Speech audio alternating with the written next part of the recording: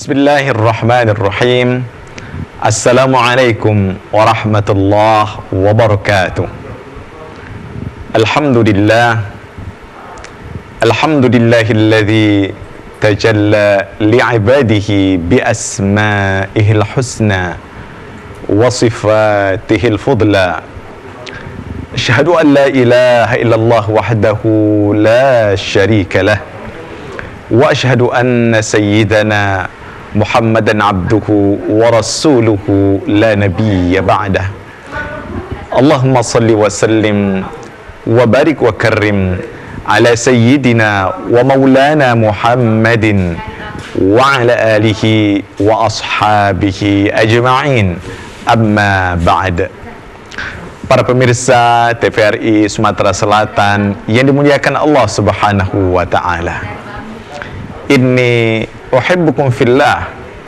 Hamba yang dhaif senantiasa mencintai saudaraku semuanya karena Allah Subhanahu wa ta'ala. Sebagaimana Allah kumpulkan kita di dalam ketaatan, di dalam kebaikan di dunia ini, semoga kelak Allah kumpulkan kita di dalam syurganya yang tertinggi. Amin. Allahumma amin. Pemirsa yang dimuliakan Allah Subhanahu wa ta'ala, mengenal Allah Subhanahu wa ta'ala melalui nama-nama yang indah, Asmaul Husna, memiliki manfaat yang luar biasa istimewanya. Di antara manfaat yang sangat penting adalah, pertama, cara dan jalan untuk masuk surga Allah Subhanahu wa ta'ala adalah menghafal Asmaul Husna, memahami Asmaul Husna, kemudian mengamalkan Asmaul Husna. Manfaat yang kedua, memahami Asmaul Husna akan menjadikan kita mengenal Allah Subhanahu wa ta'ala, mengenal pencipta kita, sehingga kita tahu apa yang harus kita kerjakan dan apa yang harus kita hindarkan. Mengenal Allah Subhanahu wa ta'ala melalui Asmaul Husna akan menjadikan doa-doa kita diijabah oleh Allah Subhanahu wa ta'ala.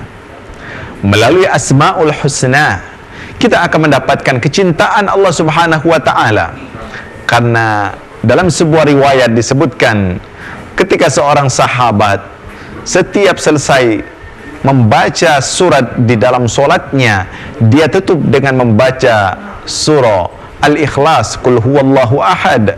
Ketika ditanya oleh Rasulullah SAW, apa yang membuatmu menyenangi membaca surah Al-Ikhlas?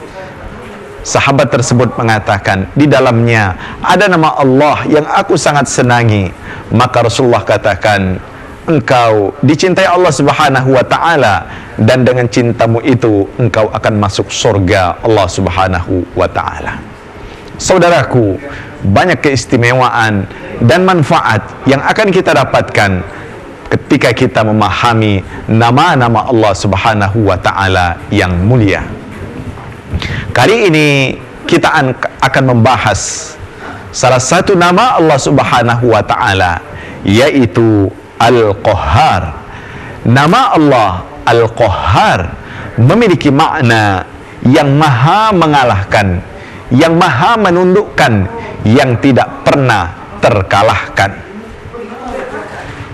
Memahami nama Allah Subhanahu wa ta'ala Al-Qahhar, sebagaimana yang dijelaskan oleh para ulama, harus kita fahami bahwa Allah Subhanahu wa ta'ala sajalah yang memiliki kemampuan untuk mengalahkan, untuk mengungguli, dan untuk menaklukkan hamba-hambanya.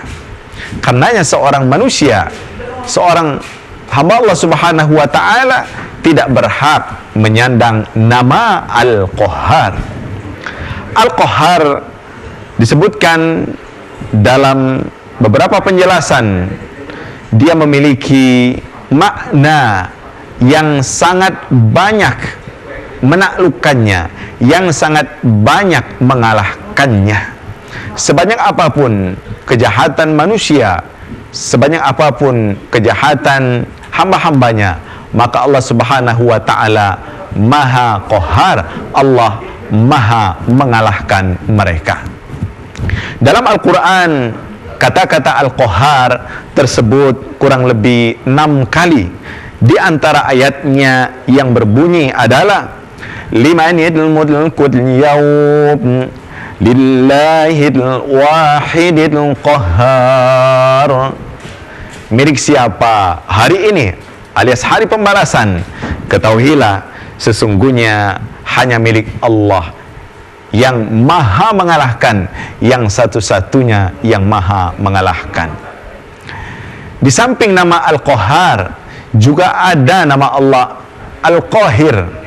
Al-Qahir juga bermakna yang maha mengalahkan. Tetapi bedanya, kata para ulama, kalau Al-Qahhar yang banyak sekali mengalahkannya, sedangkan Al-Qahir artinya Allah Subhanahu wa ta'ala yang maha tinggi dan maha melampaui kekuatan dan kemampuan hamba-hambanya. Karena itu dalam Al-Quran Allah Subhanahu wa ta'ala sebutkan terkait dengan nama Al-Qahir. Allah Subhanahu wa ta'ala berfirman, wa huwal qahiru fawqa ibadih, dan dialah Allah Subhanahu wa ta'ala yang maha mengalahkan atas hamba-hambanya. Kita lanjutkan setelah yang berikut ini.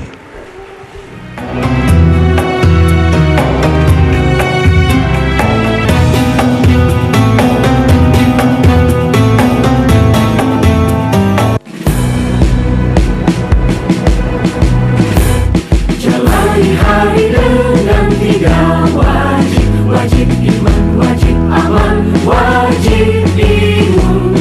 Berolahraga riang gembira, mencegah kita jatuh sakit. Makanan bergizi tiap hari, tidur cukup itu pasti. Dan janganlah panik, berdoa tiada henti. Wajib iman, aman, imun. Pakailah maskermu, jagalah jarakmu, cuci tanganmu selalu. Kita raih bahagia dengan iman, aman, imun. Badan sehat, bangsa kuat. Kita raih bahagia dengan iman, aman, imun. Badan sehat, bangsa kuat. Di masa-masa pandemi kayak gini, jangan lupa untuk rajin cuci tangan ya, Pak.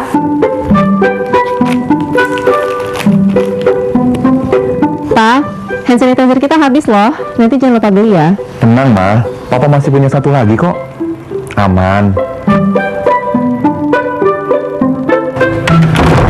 Hai sayang. Papa jangan Ya? lupa jaga jarak ya, Pak. Iya, kalian berdua belajar ya? Iya. Ya udah, belajar yang benar ya. Iya. Papa tinggal dulu ya.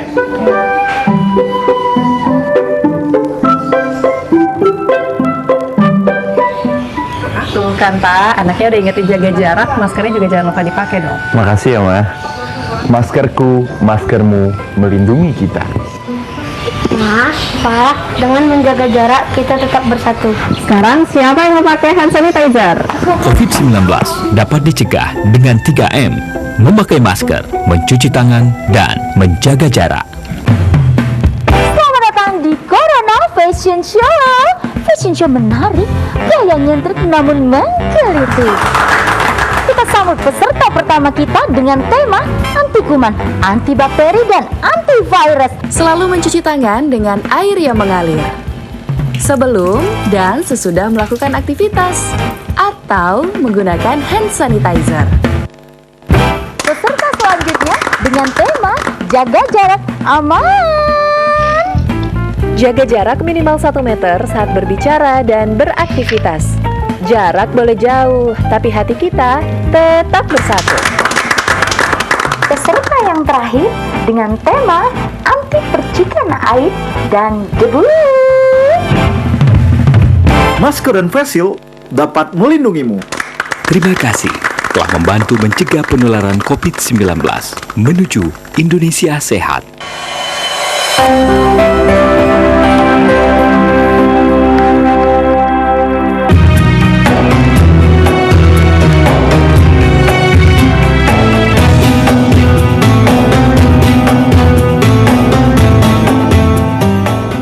Para pemirsa yang dimuliakan Allah Subhanahu wa taala, nama Allah Al-Qahhar ketika dia disematkan kepada Allah Sang Pencipta adalah sebuah bentuk pujian dan keistimewaan.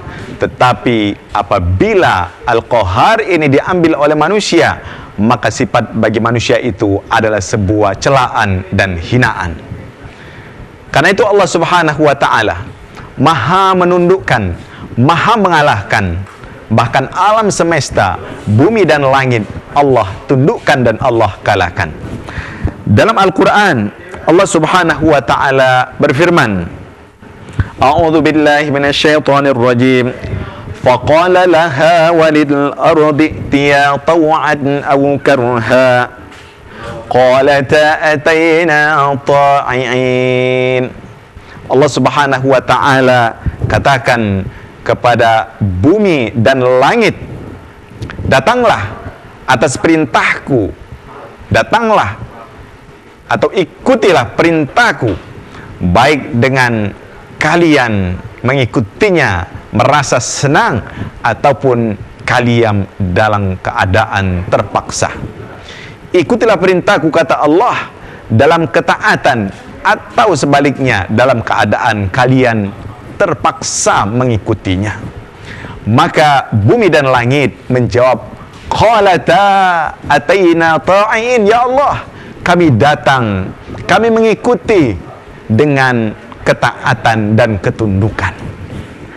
Maka para ulama menjelaskan, ketika Allah Subhanahu wa ta'ala yang memiliki nama Al-Qahhar, manusia berada dalam dua pilihan. Pertama, mengikuti kehendak Allah Subhanahu wa ta'ala, ketentuan Allah Subhanahu wa ta'ala, sebagaimana bumi dan langit mengikuti dengan ketundukan dan kepatuhan, ketundukan dan kepatuhan kepada Allah Subhanahu wa ta'ala. Qalata ataina ta'in.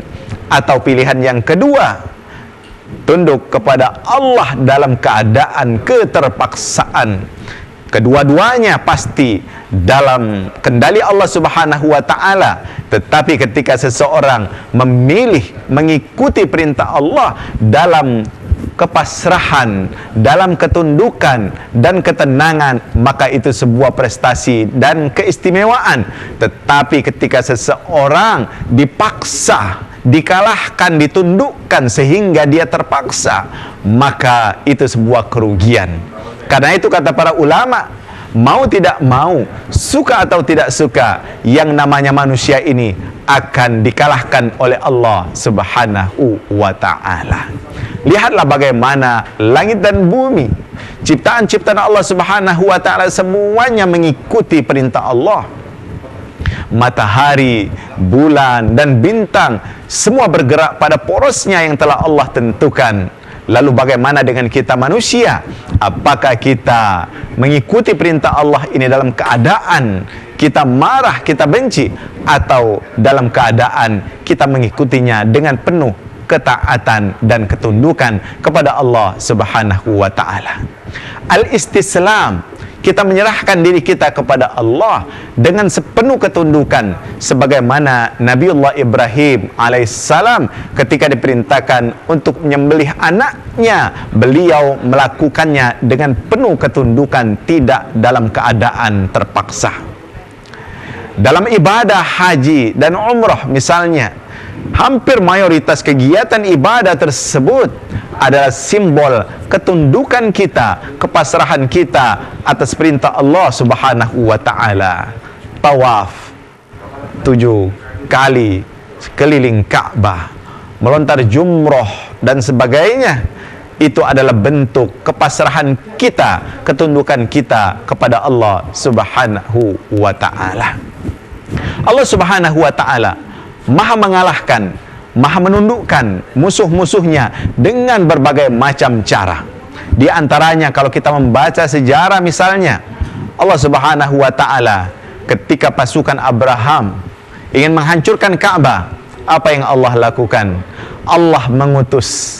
Mengutus apa? Yang Allah utus adalah makhluk yang lemah. Tayran ababil. Allah utus makhluk berupa burung-burung yang membawa batu-batu dari api neraka, yang sehingga dengan batu-batu itu musuh-musuh Allah Subhanahu wa taala, pasukan Abraha, dikalahkan dan mereka pulang, bahkan mereka hancur lebur dan mereka mati karena dilempari oleh hijaratan min sijil tersebut. Kalau kita membaca juga kisah bagaimana Namrud yang menentang Allah Subhanahu wa taala, yang tidak mengikuti ajaran Nabiullah Ibrahim alaihissalam, Allah Subhanahu wa taala Al-Qahhar, yang maha menundukkan, yang maha mengalahkan. Sangat mudah Allah Subhanahu wa taala dengan mengirimkan nyamuk masuk ke hidungnya, lalu nyamuk itu kurang lebih dalam beberapa riwayat disebutkan 400 tahun berada di situ, dan setiap kali Namrud kehadiran didatangi oleh seseorang, Namrud meminta untuk dipukul kepalanya. Kenapa? Karena terasa sakit yang begitu hebat. Ketika dipukul kepalanya, sakitnya pun merasa hilang. Bukankah dengan nyamuk yang sekecil itu luar biasa Allah Subhanahu wa taala bisa mengalahkan musuh-musuhnya?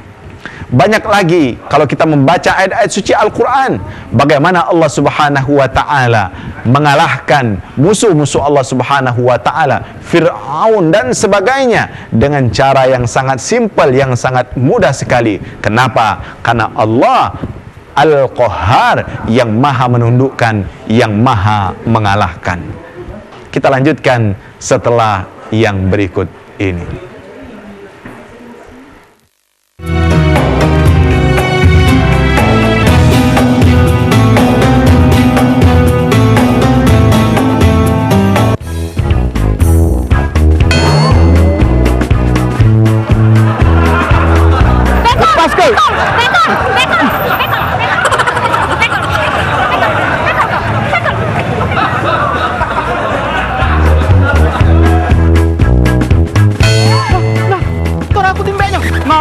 Nah, dah kata isi bu. Balik lah, dah. Aku yang kepalingan. Ay.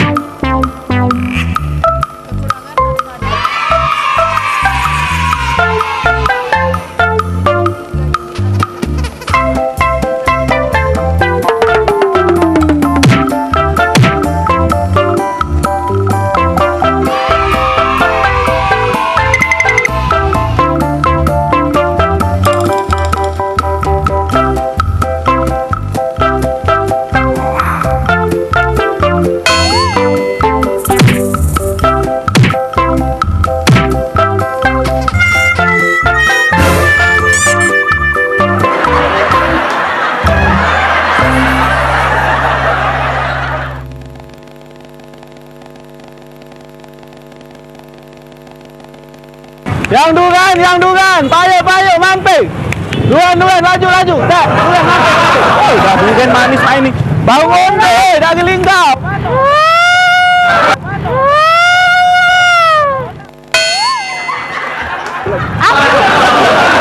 Duran deh, tak ada pulak semangkuk.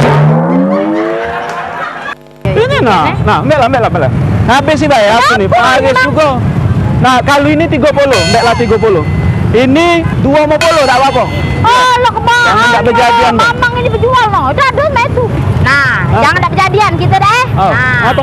Aku ambil yang ini deh. Kamu yang ini. Nah, alap ini. Nah, berapa? Sikok 2.000. Ya, sikok 2.000. Dah tak basah. Ya, tak apa-apa. 2.000 2.000. Jadi ya, Ya. belakang mamang ini. gancang masuk surga. Ayo, tapi ada syaratnya. Tunggu sini. Ini yang besar ini, ya, kunjuk ke 2.000. Nah, tapi syaratnya, adek tunggu di sini. Apa ya? Agak mamang ke pojok jembatan Ampera itu. Nah, mamang babit ke dari pojok. Sambut. Diganya ya, kunjuk ke 2.000. Tabasa.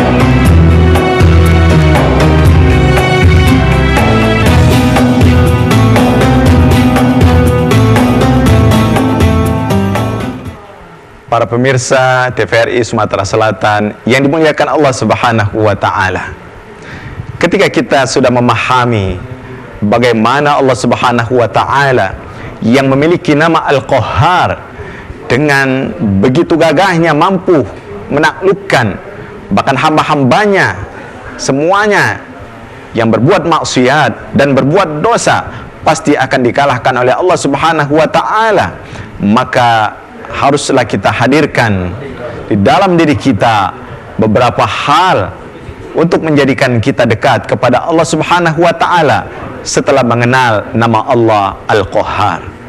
Yang pertama yang harus kita hadirkan setelah mengenal nama Allah Al-Qahhar, harus kita munculkan khasyatullah, ketakutan kita kepada Allah Subhanahu wa Ta'ala. Bagaimana luar biasanya kemuliaan dan keagungan Allah. Kita hamba yang dhaif, hamba yang lemah, sehebat apapun kekuasaan dan kemampuan kita, maka di sisi Allah Subhanahu wa Ta'ala tidak ada sedikit pun kehebatan kita. Maka hadirkanlah ketakutan kepada Allah Subhanahu wa Ta'ala. Rasulullah sallallahu alaihi wasallam selalu berdoa. Di antara doanya, Allahumma qsim lana min khasyatika ma tahulu bihi bainana wa baina maksiatik. Ya Allah, berikanlah kepada kami ketakutan yang akan menjadi penghalang bagi kami untuk melakukan perbuatan maksiat kepadamu. Rasulullah SAW juga takut kepada Allah Subhanahu wa Ta'ala, sehingga beliau senantiasa berdoa, Allahumma ya muqallibal qulub, tsabbit qalbi ala dinik. Ya Allah, yang maha memutarbalikkan hati, kuatkanlah, perkokohkanlah keimanan dan hatiku ini dalam agamamu. Hadirkanlah ketakutan kepada Allah Subhanahu wa Ta'ala. Ketika kita takut kepada Allah, maka akan muncul, akan hadir perilaku yang baik, perilaku yang sopan kepada orang lain, menjaga harkat martabat orang lain dan sebagainya. Bahkan kita diperintahkan dalam makna Al-Qahhar ini, kita tidak boleh sama sekali merendahkan derajat siapapun.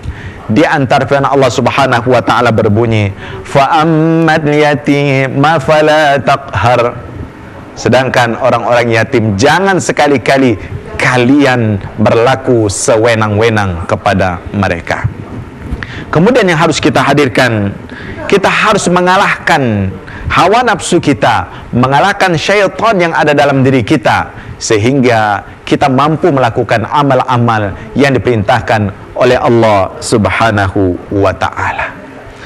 Saudaraku yang dimuliakan Allah Subhanahu wa Ta'ala, nama Allah Al-Qahhar menjadikan kita sadar dan faham betapa kecilnya kemampuan kita, betapa tidak mulianya diri kita ini kalau kita tidak mengikuti perintah Allah Subhanahu wa Ta'ala.